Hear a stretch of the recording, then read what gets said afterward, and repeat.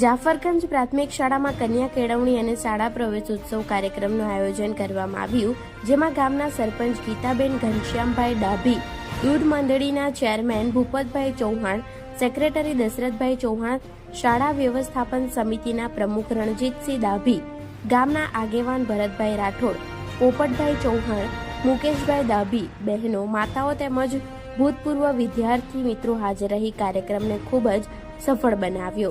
આ પ્રસંગે બાલવાટિકામાં પ્રવેશ પામનાર તમામ બાળકોને ભૂપેન્દ્રભાઈ જાદવ તરફથી સ્કૂલ બેગ અને વોટર બેગ આપવામાં આવી, તો એસએમસીના પ્રમુખ રણજીતસિંહ ડાભી તરફથી સ્લેટ, દેશી હિસાબ અને પેન બોક્સ આપવામાં આવ્યા।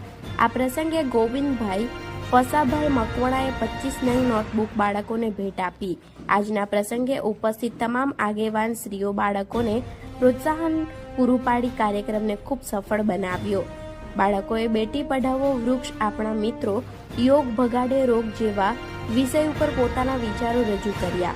ત્યારબાદ વૃક્ષારોપણનો કાર્યક્રમ રાખવામાં આવ્યો અને અંતમાં સમગ્ર બાળકોને ભરતભાઈ ચૌહાણ તરફથી તિથિ ભોજન આપવામાં આવ્યું અને છેલ્લે સૌ રાષ્ટ્રગીત ગાઈને છૂટા પડ્યા। રિપોર્ટર પ્રકાશ મકવાણા, ગુજરાત ક્રાઇમ ન્યૂઝ, વટામણ।